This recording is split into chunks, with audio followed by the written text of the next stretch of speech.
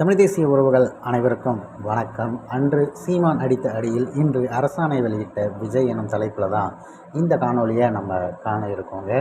இது யாரும் எதிர்பார்க்காத நிகழ்வு அப்படின்லாம் கிடையாது. தொடர்ச்சியாக நாம் தமிழர் கட்சி செய்து கொண்டிருக்கிற விடயம்தான். ஆனால் இதை அதிகப்படியாக நம்ம ஊடகங்களில் பதிவு பண்ணுவது அப்படிங்கிறது இல்லை அப்படின்றதாலே பல விஷயங்கள் தெரியாமல் போகுது. நம்மள மாதிரியான சிறிய நபர்கள் அதை எடுத்து பதிவு செய்தாலும் இந்த மெயின் ஸ்ட்ரீம் மீடியாக்கள் எதனால் யார் இதை எதிர்த்ததால் இது நடந்தது அப்படிங்கிற மாதிரி பதிவு பண்ணுற விடயங்களே கிடையாது.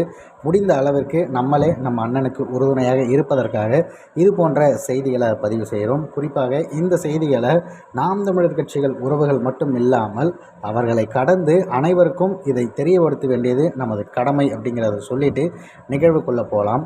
அரசு மருத்துவமனையை தரம் உயர்த்துகிறேன் அப்படின்னு சொல்லி விஜய் அவர்கள் பேசியிருந்து ஆட்சிக்கு வந்தார். ஆனால் வந்த பிறகு மருத்துவ மையத்தை அப்படியே தனியார் மையமாக மாற்றலாம், மருத்துவத்துறையை தனியார் மையத்துக்கு தூக்கி கொடுக்கறதுக்கான வேலையை பார்க்குறாங்க. அதாவது ஒரு 8000 மருத்துவமனை வெறும் இணையம் வாயிலாக விண்ணப்பித்தாலே போதும், உங்களுக்கு தற்காலிகமாக அனுமதி வழங்கப்படும் அப்படிங்கிற ஒரு விஷயத்தை இப்போ இந்த தாவேக அரசு கூறியிருந்தாங்க. இதை கேட்ட உடனே பலருக்கும் மிகப்பெரிய அதிர்ச்சியாக இருந்தது. குறிப்பாக அண்ணன் சீமான் அவர்கள் இதில் வெளிப்படுத்தும் போது இது முழுக்க இந்த தனியார் மயமாக்குறது எந்த மாதிரியான ஒரு ஏற்பாடு, அது மட்டும் இல்லாமல் திடீர்னு இந்த விஷயத்தை ஏன் செய்யணும், ஏன் இந்த அவசர கதியிலான ஏற்பாடு, யாரை திருப்திப்படுத்த இது நடக்குது, யாருக்கு நன்றி கடன் செய்வதற்காக இந்த தாந்தோன்றித்தனமான அனுமதி உள்நுழையக்கூடிய ஒன்றியத்தை ஆளும் பாஜக அரசும் மாநிலத்தை ஆண்ட முந்தைய திமுக அதிமுக அரசுகளும் தனியார் மைய நிர்வாக கொள்கை தான் எடுத்திருந்தாங்க.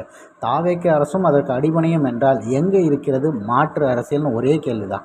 எங்கே இருக்கிறது மக்களுக்கான ஆட்சி? இது வெட்கக்கேடாக இல்லையா அப்படின்ட்டு அண்ணன் சீமான் அவர்கள் கேட்டிருந்தார். இதை நம்ம ஒரு சில தினங்களுக்கு முன்பு, குறிப்பாக 22/5/2026 அன்று இந்த நிகழ்வு நடந்தது. அண்ணன் சீமான் அவர்கள் அறிக்கை. அதன் பிறகு பார்த்திங்கன்னா நேற்றைய தினம் வெளிவந்திருக்க விடயம், அண்ணன் சீமான் அவர்கள் 8000 தனியார் மருத்துவமனை இப்போது எதற்கு திடீர் அனுமதின்னு கேட்ட அந்த விடயத்திற்கு பதிலாக தனியார் மருத்துவமனைக்கு அனுமதி இல்லைன்னு சொல்லிட்டு சுகாதாரத்துறை தமிழ்நாடு அரசு வெளியிட்டிருக்காங்க. மக்களுடைய ஆரோக்கியம் மற்றும் பாதுகாப்பை உறுதி செய்வதே அரசின் முதன்மை நோக்கம்.